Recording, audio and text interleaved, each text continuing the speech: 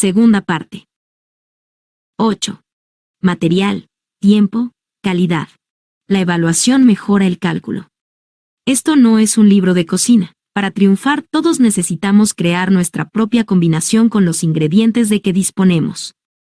Existen directrices de funcionamiento, pero cada uno tiene que descubrir lo que le funciona personalmente, basándose en la práctica y la observación. Tal cosa no sucederá rápidamente, si es que llega a suceder, ni de forma espontánea. Debemos tomar parte activa en nuestra educación. Sabemos que para los adultos es mucho más difícil aprender una segunda lengua.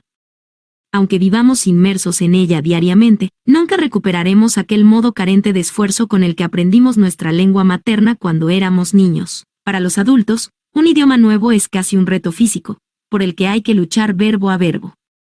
Los niños lo aprenden de forma inconsciente, pero los adultos hemos de aprenderlo conscientemente, y a menudo tímidamente. La mayoría desconocemos los mecanismos de nuestra lengua nativa, pero ello no nos impide hablarla con fluidez. Y cada año se venden millones de libros destinados a mejorar el nivel de escritura de millones de hablantes que son conscientes del valor de una comunicación más precisa. Mejorar nuestro proceso de toma de decisiones es como estudiar nuestra lengua materna. Requiere que reflexionemos de manera consciente sobre algo que hacemos inconscientemente, para mejorar algo que llevamos haciendo toda la vida. Todos los días, desde que empezamos a gatear, tomamos incontables decisiones. Hemos desarrollado sistemas y tendencias que empleamos instantáneamente, constantemente, y casi siempre sin ser en absoluto conscientes de ello. No vamos a desaprovechar la experiencia de toda una vida, no es nuestra intención. Necesitamos empezar siendo conscientes del proceso, y luego dedicarnos a mejorarlo paso a paso. ¿Qué tipo de malos hábitos hemos adquirido en nuestra toma de decisiones? ¿Qué aspectos ignoramos y en cuáles invertimos demasiado tiempo? Cuando tomamos una decisión errónea, suele ser por falta de información, por un mal análisis, por errores de cálculo, o por una suma de todo lo anterior. El material, un elemento fundamental. Aunque pocos de nosotros llegaremos a dirigir una corporación multinacional o unas elecciones nacionales, nuestras decisiones del día a día también se beneficiarán si mejoramos el proceso. ¿Qué podemos hacer para mejorar la calidad de nuestras propias decisiones? La habilidad para valorar correctamente una situación debe ir más allá del ¿qué haré luego? Para ser más conscientes de todos los elementos y de todos los factores en juego, hemos de habituarnos a pensar de forma estratégica o oposicional, como decimos en el ajedrez. Cuando intenté por primera vez pensar seriamente en qué pasa exactamente por mi mente mientras observo una posición en el ajedrez, tuve una experiencia curiosa. Tras pasarme la vida viviendo intensamente cada partida, solo se me ocurre compararlo con intentar comprender qué pasa por el cerebro del lector mientras lee este libro. Para mí, el ajedrez es un lenguaje, y si bien no es mi lengua materna, sí la que aprendí gracias a un método de inmersión desde mi más tierna infancia. Es como si alguien cuya lengua nativa es el inglés intentara explicar la diferencia entre that y which. Dicha familiaridad hace que me resulte difícil, en cierto sentido, analizar objetivamente mi postura con relación al juego.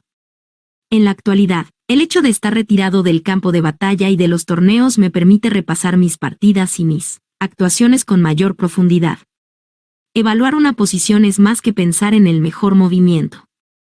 El movimiento solo es el primer resultado, es el producto de una ecuación que primero debe desarrollarse y comprenderse. Ello nos permitirá definir los factores relevantes, medirlos, y lo más importante, determinar el equilibrio óptimo entre sí. Antes de empezar a buscar las claves de una posición, debemos realizar una serie de investigaciones básicas. El material es la base fundamental sobre la que se asienta una evaluación. Activos, existencias, metálico, mercancías, piezas y peones, todo es material. Miramos al tablero y lo primero que hacemos es contar las piezas. ¿Cuántos peones? ¿Cuántos caballos y cuántas torres? Tenemos más o menos material que nuestro adversario. Cada pieza tiene un valor estándar que nos permite calcular rápidamente quién va delante en la carrera. Nuestro estándar de medición, nuestra moneda de cambio es el peón. Cada jugador dispone al empezar de 8 soldados rasos, los miembros más limitados y menos valiosos de nuestro ejército. Incluso la palabra peón tiene una connotación de algo débil y prescindible. En otras lenguas, A los peones se les suele llamar braceros o jornaleros. Incluso decimos peones y piezas, distinguiéndolos de los alfiles, los caballos o las torres. Los peones valen todos igual y son unos instrumentos muy útiles. Decimos que los caballos y los alfiles valen por 3 peones. Las torres valen por 5 peones y la reina por 9. El rey, cuya captura finaliza la partida de forma inapelable, es débil pero muy valioso. De manera que un principiante ha de salir al campo de batalla sabiendo que no debe ceder un caballo por un peón, ni una torre por un caballo. Cuando aprendemos a jugar, al principio todos somos terriblemente materialistas. Capturamos todas las piezas que podemos, sin tener demasiado en cuenta otras cuestiones. Una partida entre 2 principiantes puede parecerse más al juego de un comecocos que se traga todas las piezas que al ajedrez. Es una forma muy normal y saludable de empezar. Conocer el valor de las piezas es una cosa, pero solo aprenderemos a base de experiencia. También en otros terrenos, el material es en gran parte la medida objetiva de nuestro éxito o nuestro fracaso. No hay nada más básico que la comida, el agua y un techo. En la antigüedad, las cosas valían exactamente lo que obteníamos por ellas. Cuando la sociedad evolucionó, inventó las divisas, oro, monedas, papel, y el valor representativo reemplazó, o se sumó, a la percepción de la utilidad del material. Hoy día la mayoría de nuestros activos tienen formato electrónico, como las participaciones en bonos o los depósitos bancarios. En la guerra se trata de quien tiene más soldados, más armamento, más barcos. En los negocios se trata de fábricas, empleados, existencias o efectivo disponible. Tanto en el ajedrez como en los demás campos, pronto nos damos cuenta de que en la vida hay mucho más que material. Enfrentarse por primera vez a un jaque mate, aunque se disponga de mucha ventaja material, es una lección muy valiosa. El valor definitivo del rey está por encima de todo lo que hay en el tablero, y así empieza a ajustarse nuestro sistema de valores. El material no lo es todo. Antes de pasar al siguiente factor de evaluación, deberíamos fijarnos en un elemento adicional referido al material.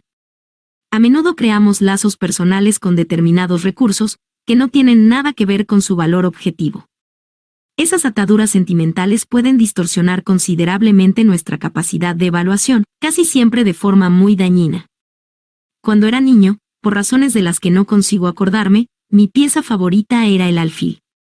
Una vez jugué una partida curiosa contra un compañero de equipo mayor que yo, del Palacio de Pioneros local, en la que yo solo tenía alfiles y mi rival solo caballos. Desde las primeras partidas que jugué, siempre creí en el poder del alfil y evitaba intercambiarlo, una costumbre que puede ser perjudicial. Otros principiantes pueden preferir la insólita capacidad de desplazamiento del caballo, o por el contrario, temerlo, por ser la pieza más impredecible. Una parte importante del profundo análisis del juego de sus rivales de Mikhail Botvinnik consistía en descubrir esas predisposiciones. Desmenuzaba aquellas partidas buscando los errores de sus oponentes, e intentaba clasificarlos de una forma que pudiera serle útil. En sus clases nos decía claramente que el peor error es el error que te convierte en predecible. Es muy común que nuestros amigos, compañeros de trabajo y familiares conozcan nuestros malos hábitos mucho mejor que nosotros mismos. Oírles comentar esos tics psicológicos puede sorprendernos tanto como que nuestra pareja nos diga que roncamos. Cuando tomamos una decisión, es poco probable que nuestros prejuicios y nuestras preferencias nos perjudiquen, mientras seamos conscientes de ello y hagamos lo posible por neutralizarlas. La conciencia puede marcar la diferencia entre una preferencia inofensiva y una predisposición que provoque una pérdida peligrosa de la objetividad. El tiempo es oro. Cualquiera que haya cobrado un salario por horas conoce el valor del tiempo en el sentido más directo. Material y dinero se intercambian por un trabajo medido en horas y minutos. La cantidad depende del rendimiento producido en ese intervalo de tiempo, según el criterio del patrón. Es un controlador del tiempo, fácilmente comprensible y cuyos parámetros son universales. Y, sin embargo, es bastante distinto de lo que llamamos medidor del tiempo, esto es, aquel que computa la cantidad de pasos necesarios para alcanzar un objetivo. Los jugadores de ajedrez están acostumbrados a pensar en ambos tipos de tiempo durante una partida. Se pone en marcha el reloj y disponemos de un intervalo de tiempo limitado para realizar todos los movimientos. Puede que estén familiarizados con los relojes dobles que se usan en el ajedrez y en otros juegos con control del tiempo. Después de cada movimiento, un jugador presiona un botón que detiene su reloj y pone en marcha el reloj de su oponente. Luego está el juego en sí, en el que el tiempo se mide en función de los movimientos del jugador y su rival, primero uno y después el otro alternativamente. ¿Cuántos movimientos son necesarios para ir del punto A al punto B? ¿Cuánto tardará mi ataque en llegar al objetivo? ¿Podré alcanzar mi objetivo antes de que mi oponente alcance el suyo?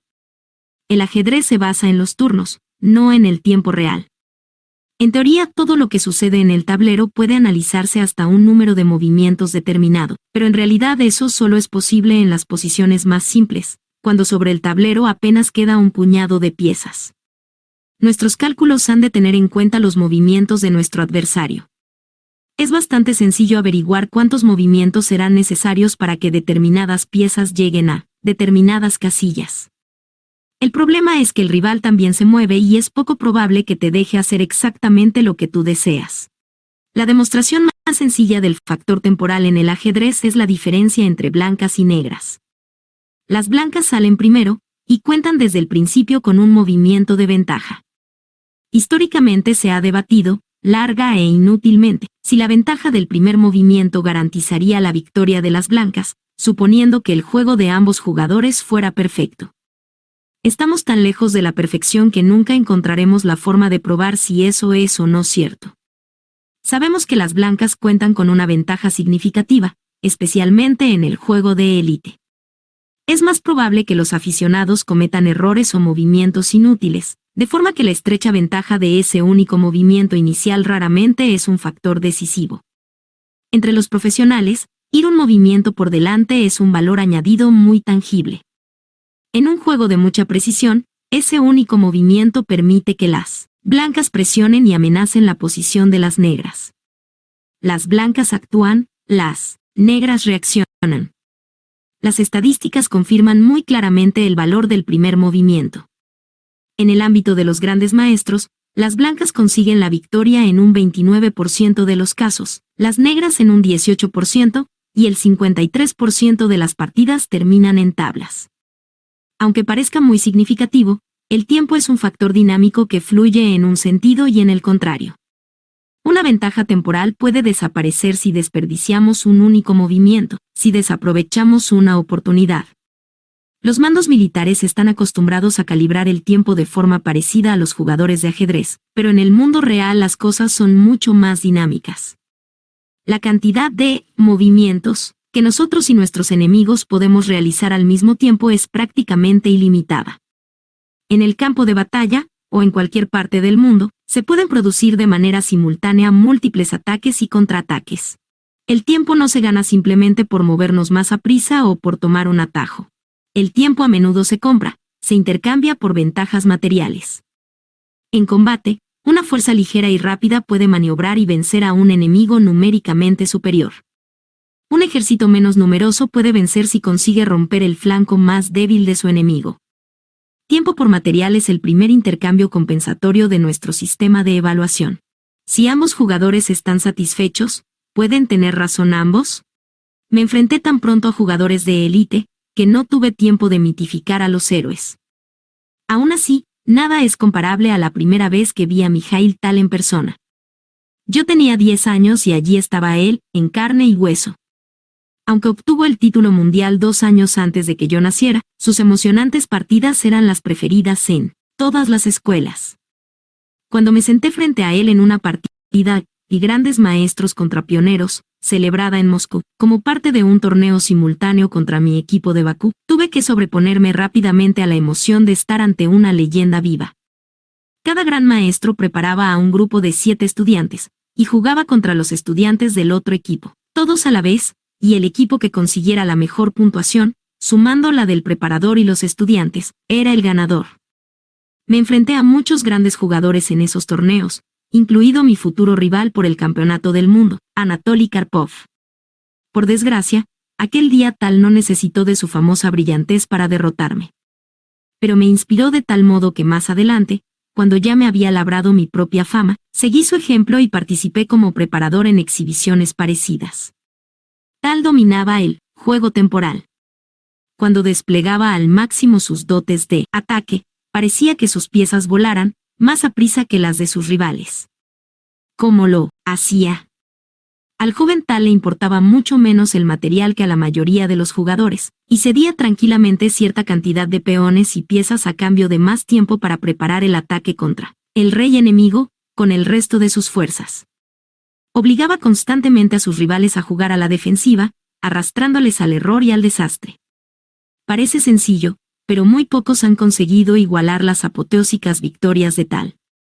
Tenía un don único para saber hasta dónde podía llegar, cuánto material podía sacrificar. Cuando atacamos, es más importante tener un movimiento de ventaja que el material, pero, ¿qué cantidad de material y por cuánto tiempo? Un alfil vale unos 3 peones, pero, ¿cuánto vale un movimiento o 2 movimientos? No existe una tabla para evaluar el tiempo, hay que evaluar caso por caso. Preguntemos a un general si prefiere disponer de una compañía extra o de unos cuantos días más. En tiempo de paz, seguramente escogerá a los hombres, pero en el fragor del combate, el tiempo extra puede ser mucho más valioso. En el ajedrez hablamos de posiciones abiertas y posiciones cerradas. Si la situación está abierta, significa campo abierto para nuestras piezas, juego dinámico de ataque y contraataque. Una posición cerrada normalmente significa una partida con maniobras lentas, algo así como el equivalente en el ajedrez a la guerra de trincheras. En una partida abierta, el valor de un movimiento es mucho mayor que en una partida cerrada, porque puede resultar mucho más dañino. Si la posición está bloqueada y hay poca actividad en conjunto, la velocidad no es tan necesaria. Pensemos en una empresa que trabaja en una nueva línea de productos. Se sabe que hay un competidor trabajando en un proyecto similar, que ha llegado a un nivel de desarrollo parecido. ¿La compañía A debería apresurarse a colocar su producto en el mercado para neutralizar a la compañía B? ¿O debería dedicar más dinero al desarrollo para intentar asegurarse de que su producto sea superior al de la compañía B? Por supuesto, las hipotéticas A y B pueden acabar fracasando porque el resultado depende de factores del mundo real. ¿A qué industria pertenecen? ¿De qué clase de producto se trata? El tiempo siempre es un factor a tener en cuenta, pero sacar al mercado un nuevo medicamento para afecciones cardíacas no es lo mismo que intentar sacar una novedad a tiempo para las compras navideñas. Reconocer en qué tipo de situación nos encontramos es una parte crucial del proceso evaluativo. Antes de empezar a considerar las posibles compensaciones, debemos mirar detenidamente a nuestro alrededor. ¿Es el tiempo realmente esencial o sencillamente nos estamos impacientando? En situaciones sin importancia, constantemente tomamos decisiones de ese modo. ¿Pagamos una cantidad extra para que nos envíen un pedido de Amazon? Con la tarifa normal, podemos conseguirlo en 4 días, o al día siguiente si pagamos un recargo. Si nos preocupa el tiempo o bien el dinero, la decisión es fácil. En la mayoría de los casos, ambas cosas tienen su importancia, y se trata precisamente de conseguir el equilibrio. Mi tercer torneo por el Campeonato del Mundo contra Anatoly Karpov es un claro ejemplo de esta batalla constante entre el tiempo y el material. Era la 8ª partida de nuestro enfrentamiento de 1986, que se jugó entre Londres y Leningrado, como se llamaba San Petersburgo en aquella época. Yo intentaba aventajarle, y para conseguir la posibilidad de atacarle, le ofrecí un peón a Karpov, pensando que 2 movimientos de ataque a su rey compensaban la pérdida de un peón. Karpov hizo el mismo cálculo y sacó una conclusión que iba evidentemente a favor del peón, porque se lo llevó. Rápidamente mi estrategia de ataque empezó a funcionar a toda máquina, hasta que llegó el turno de que Karpov ofreciera su material para organizar la defensa de su rey. Dejó que capturara su torre con mi alfil, lo cual me daba una ligera ventaja material, pero a costa de abandonar el ataque y permitirle consolidar su defensa. Aquel fue un ejemplo clásico de la fluidez de los factores material, tiempo, calidad. Yo cedí material para atacar a tiempo y luego Karpov me devolvió el material a fin de ganar tiempo para defenderse.